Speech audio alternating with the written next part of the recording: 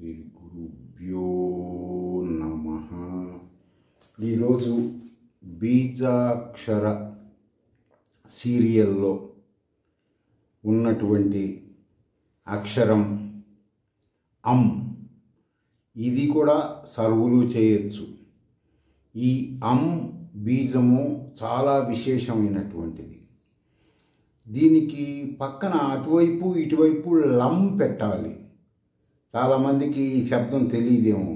8 అంకె వేసి కుడి చేతి వైపు పైన ఉండే 0 తీసి పైకి కొమ్ము పెడితే లం అవుతుంది. ఆ లం అనే అక్షరం అటు ఇటు పెడితే లం అం లం. ఇది ఎక్కువగా ఈ బీజం యొక్క శక్తి సామర్థ్యంలో మీరు తెలుసుకోవాలంటే నేను ఎంత చెప్పినా అర్థం కాదు, అంత శక్తివంతమైంది. దీనికి తంత్రంగా ఈ మంత్రం చేసేవాళ్ళు అభివృద్ధి కోసం మామిడి పసుపు, కస్తూరి పసుపు శుద్ధి చేసుకొని సమభాగంలో తేనెతో తీసుకోవాలి. ఏమవుతుందండి, మాకు మీరు చెప్పిన ఈ మంత్రం చేస్తే ఎలా అభివృద్ధి అంటే, ఈ మంత్రం చేస్తే మీరు శృతుల ప్రామాణికంగా అలా ఇతరత్ర వచ్చేసి అనేక జన్మల కర్మల వలన మాత్రమే కష్ట సుఖాలు, రోగాలు, అకాల మృత్యువులు ఇవన్నీ ఉంటుంటాయి. మీరు అవి తీర్చుకోకుండా ఇప్పుడు చేసే కర్మలు కూడా అవి అంటుంటుంది కదా. అవి మీకు అర్థం అవ్వాలంటే ఒక పెద్ద గోడవ నిండా పత్తి పెట్టి ఒక అగ్గిరం వేస్తే ఆ పత్తి మొత్తం కాలి బూడిదైపోతుంది. దాంతో ఒత్తులు చేసుకోవడానికి పనికిరాదు. కర్మ ఉంటుంది, కర్మ ఫలితం ఇవ్వజాలదు. ఆ సూత్రం ప్రకారం ఈ బీజాక్షరం మీ నామరూపంలో చేసుకోవటం వలన మిమ్మల్ని బాధించే కర్మలు ఏ విధమైనటువంటి వాటి సహజ లక్షణాలను వ్యక్తం చేయలేవు, అవ్యక్తమైపోతాయి. ఇంకా కొన్ని శ్రీ విద్యా మంత్రాలు అగ్ని బీజముతో చేస్తే, ఇప్పుడు మీరు ఏదన్నా ఒక కర్మ చేశారు, ఆ కర్మ ఫలితం ఎలా వస్తుంది? దాని టైం ఆసనమైనప్పుడు వస్తుంది. నువ్వు దాన్ని అనుభవించవలసి వచ్చినప్పుడు, అనుభవించకుండా ఉండవలసిన సందర్భం అప్పుడు. అనుభవించే సందర్భం ఏంటి? ఏదైనా ఒక విత్తనం కుండీలో పెట్టారనుకోండి, కొన్ని రోజులకి అది పైకి వచ్చినప్పుడు చీల్చుకొని మొక్క వస్తుంది మధ్యలో నుంచి. ఇది ఎంత సహజమో ఆ విత్తనాన్ని తీసుకెళ్ళి మీరు వేయించి పెడితే అది రాదు. వేయించేటప్పుడు అందులో ఉండే వ్యక్తమయ్యే గుణాలు చచ్చిపోతాయి. అదే సూత్రం ప్రకారం శ్రీ విద్యా మంత్రం చేసేటప్పుడు ప్రారంభంలో ఉన్న సాధకులకు మనసులో వాళ్ళు చేసిన పాపాలన్నీ గుర్తొస్తుంటాయి. అంటే దాని అర్థం వాళ్ళు కొంతమంది బెదిరిపోయి మానేస్తారు. అమ్మో మాకు అంతా తిక్కగా కనపడుతుందని. వాడు పాపాలు కనపడినప్పుడు తిక్కగా కనపడుతూ వాడు చెప్పి సావడు.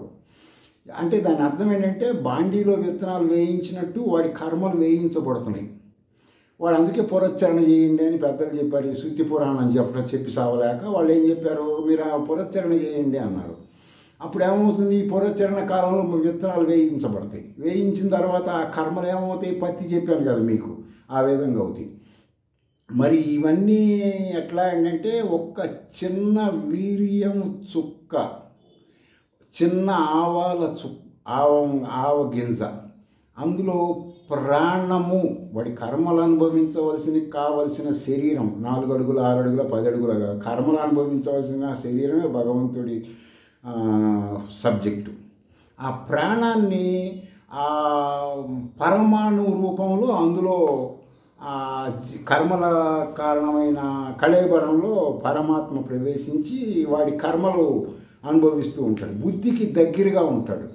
అందుకే శృతులు ఏం చెబుతాయి, మీరు బుద్ధి బలంతో కార్యక్రమాలు చేయండి అని. అప్పుడు పరమాత్మకి దగ్గరగా ఉంటాడు. మనసుతో చేస్తారు అందరూ. సరే, ఈ ప్రాణం అందులోకి వెళ్ళిందంటే అది చచ్చిపోయినప్పుడు బయటికి పోయినప్పుడు తగ్గాలి కదా. మరి చాలామంది తగ్గట్లేదు, చచ్చినోడు పోయి రావట్లేదు, ఉన్నోడు చెప్పట్లేదు, ఉన్నోడేమో అది అంటున్నాడంటే, ఋషులు ఇవి చెప్పటానికి నేటి బుర్రలకు అర్థం కాదు ఎంత చెప్పినా అని నిగూఢంగా చెప్పారు. ఇప్పుడు సపోజు వచ్చేసి మన బాడీలో ఆ ప్రాణం ఏ రూపంలో ఉంటుంది అంటే పరమాణు రూపంలో ఉంటుంది. పరమాణువుని మనం దేనికి అందదు. ఇప్పుడు సూర్యుడి నుంచి కిరణాలు వస్తాయి. ఆ సూర్యకిరణంలో అల్పమైన రేణువులు అంటుంది సైన్స్. అల్పమైన రేణువులు. ఆ రేణువుల్ని వీటిని త్రై అణుక అంటారు. త్రై అణుక. ఆ త్రై అణుక వచ్చేసి మళ్ళా 3 భాగాలు చీలుతుంది డైమండ్ షేపులో. ఇవి వచ్చేసి ప్రతి భాగాన్ని 3 భాగాల్లో ప్రతి భాగాన్ని ద్వనుక అంటారు. అణుక. పైది ఏం చెప్పాను? త్రై అణుక. కిందది అణుక. ఈ అణుక కంటికి కనిపించదు. అణుక అనేది కంటికి కనిపించదు, మైక్రోస్కోపులకు కూడా అందదు అన్నమాట. వాటిని పరమాణువులు అంటారు. ఆ పరమాణువు రూపంలో నీ బుద్ధి పక్కన ఉంటుంది. పరమాత్మ ఎలా ఉంటాడు? మహావిభో. శంకరాచార్యులు బ్రహ్మసూత్ర భాష్యంలో తెలియజేశారు. అంటే ఆయన రాయలేదు ఇది. ఆ శంకరాచార్య వాళ్ళు కొన్ని 100 మంది ఉన్నారు ఋషులు. వాళ్ళు రాసిన దానికి కొన్ని ఆయన కాలంలో ఉండే బుర్రలకు అర్థమయ్యే విధంగా ఆయన రాసింది ఆయన అనమాట. ఇప్పుడు ఆయన కాలం దాటిపోయి కొన్ని వేల సంవత్సరాలు అవుతుంది. ఇప్పుడు వాళ్ళకి అసలు ఈ భాష కూడా అర్థమై రావట్లేదు. చెప్పేవాడికి ఏమో అర్థం కాక వాడేదో పురాణాలు చెబుతున్నాడు. ఇది ఆ రూపంలో ఉంటున్న కంటికి కనపడిన రూపంలో ఉన్న ప్రాణం వచ్చేసి అది హోల్ బాడీని నియంత్రిస్తూ ఉంటుంది, మొత్తం బాడీని. ఏ కర్మ అది కర్మ అనుభవించడానికి ఒకడికి మాంసం తినే, ఇప్పుడు ధనవంతుడు దరిద్రుడు ఆహార అలవాట్లను కుటుంబాల్లో వాళ్ళ కర్మలను బట్టి పుడుతుంటారు. కుక్కగా పుట్టాడు, నక్కగా పుట్టాడు, వాడు చేసిన గత కర్మలను బట్టి ఉంటుంది. దాన్ని బట్టి ఆ ప్రాణాలన్నీ ఏమవుతాయి? ఆ విధంగా ఉంటాయి. మరి ముక్తి కోసం మరి కొంతమంది కొన్ని మంత్రాలు చేస్తుంటారు. ఇది ప్రత్యంగిర, వారాహిలు, తర్వాత వచ్చేసి కాళీ మంత్రాలు. ఇవి చివరిలో హుంపట్టం వస్తే నంపుషక మంత్రం అవుతుంది. అది వాడు అలాగే ప్రవర్తిస్తాడు. ఎందుకని ప్రవర్తిస్తాడండి వాడు అలాగా అంటే, ఇప్పుడు తండ్రి నుంచి వచ్చిన కొడుకు ప్రవర్తన తండ్రిలాగా ఉంటుంది. సైన్స్ ఏం చెబుతుంది? తండ్రి నుంచి పళ్ళు, వీర్యము ఇవన్నీ వస్తుంటాయి అబ్బాయి, మీరు తెలుసుకొని జాగ్రత్తగా ఉండండి వాళ్ళతోటి అని చెప్తూ ఉంటుంది. ఈ జ్ఞానము తెలియని వాళ్ళు ఇప్పుడు నేటి చదువులు ఇచ్చా దూరంగా పెరిగినప్పుడు రిలేషన్ తగ్గిపోయి నువ్వు నాకు పుట్టావా, నేను నీకు పుట్టా, ఇట్లాంటివన్నీ వస్తుంటాయి. ఇవి బీజము రూపంలో, ఈ వర్డ్స్ బీజం రూపంలో బలమైన వాడి మనస్తత్వం కలిగిన శ్రీ విద్యోపాసకుడు లాంటి గుండెల్లో పడ్డప్పుడు మహావృక్షం అయిపోతాయి. అలా అయినప్పుడు ఏమవుతుంది అంటే, కొంత ఉదాహరణలు చెబుతున్నా, మీరు వేరేగా ఆలోచించుకోండి. అప్పుడు ఏమవుతుంది? కైవల్య ఉపనిషత్తు ఏం చెప్తుంది?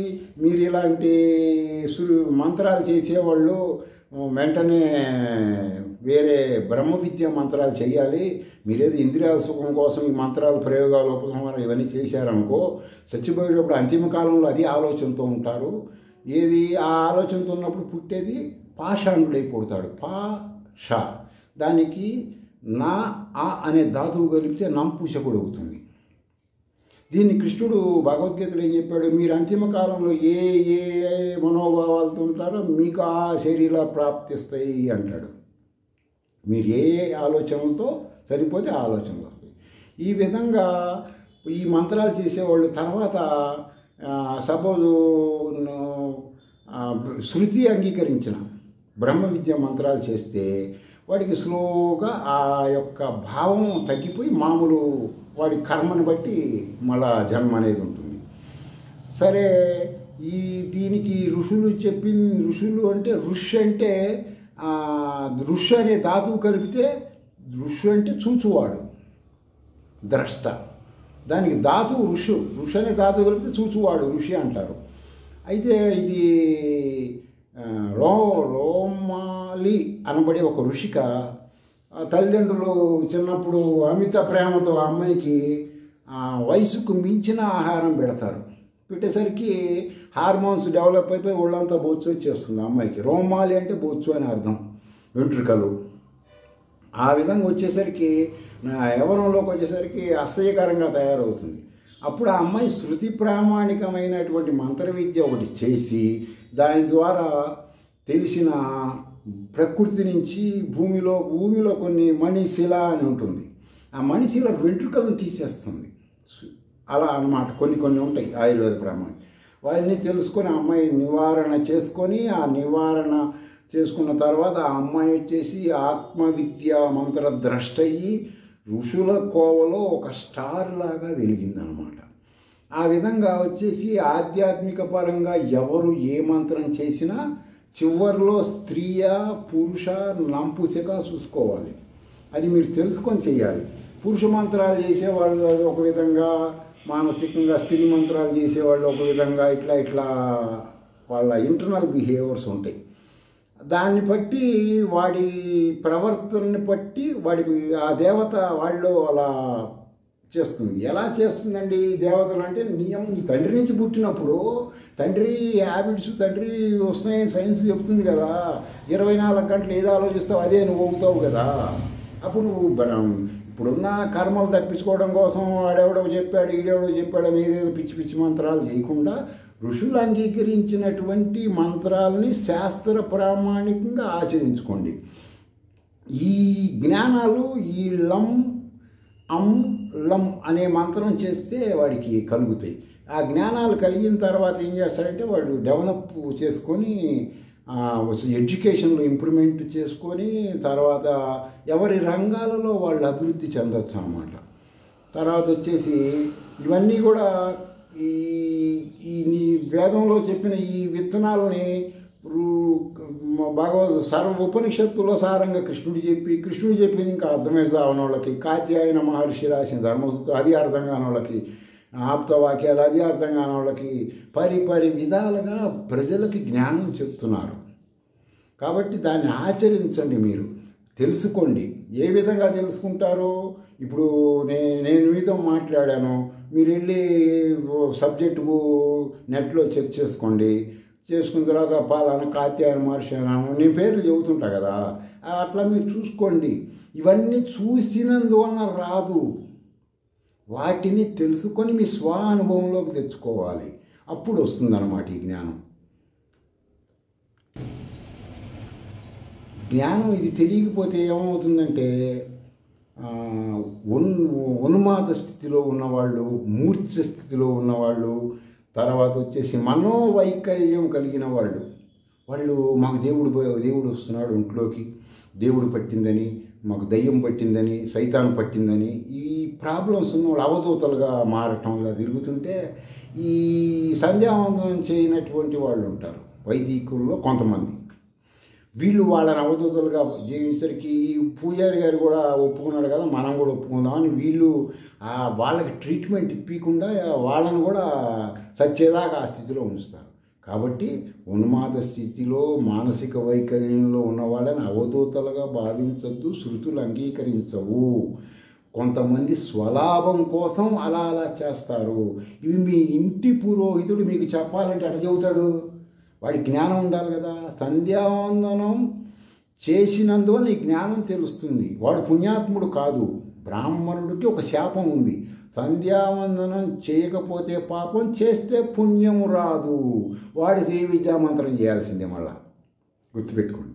వాడు అంతేగాని నేను రోజు పొద్దున మధ్యాహ్నం 1000 చేశానంటే సంధ్యావందనంలో చేసిన మంత్రం నీ పుట్టిన పుట్టుక రీత్యా ప్రజలకి ధర్మం చెప్పే ఒక పోస్ట్ నీకు భగవంతుడు ఇవ్వబట్టి ఆ పోస్టులో ఉన్న నువ్వు పాపం కర్మలు చేసిన ఇబ్బంది పడకుండా ఉండటానికి ప్రజల చేత పాపాలు చేయించుకోవటానికి సంధ్యావందనం చేస్తున్నావు. అంతేగాని నువ్వేదో త్రికాల సంధ్యావందనం 1000 చేస్తున్నాను గొప్పలు చెప్పుకోవాల్సిన అవసరం లేదు. దాన్ని నీకు శాపంగా భావించాలి. నువ్వు చేయకపోతే పాపం కొండ గుట్టలా పెరుగుతుందా చెప్పాను, పత్తి గోడవంలాగా ఆ గోడవంలా పెరుగుతుంటుంది. సంధ్యావందనం చేస్తే గోడవంలో ఉన్న పత్తి పెరగదు, వాడు చేసిన కర్మ అంతే ఉంటుంది, పెరగదు పత్తి ఎక్కువగా.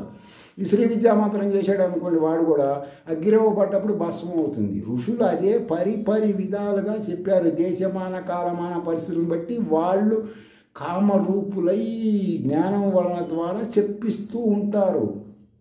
దానిని అంతర్ముఖంగా తెలుసుకోవాలి. ఇప్పుడు ప్రాణం గురించి చెప్పాను, ప్రాణం చచ్చిపోయినాక బయటకు వస్తుంది. వచ్చినప్పుడు వాడి మనో ఫీలింగ్స్ మొత్తాన్ని తీసుకెళ్తుంది, దాని రూపం ఇలా ఉంటుంది, దాని మైక్రోస్కోపులు కూడా అందదు, దాని సైన్ కొంత ఋషులు ఆనాటి కాలంలో ఋషులే తెలుసుకొని ఫలానా విధంగా ఉంటుంది ప్రాణము, పరమాత్మ ఇలా ఉంటాడు, మీరు ఇలా ఉంటారు, మీరు చేసే కర్మల వలన ఇలా ఉంటాయి అని చెప్తున్నారు. దాన్ని బాగా ఆలోచించి తెలుసుకోండి.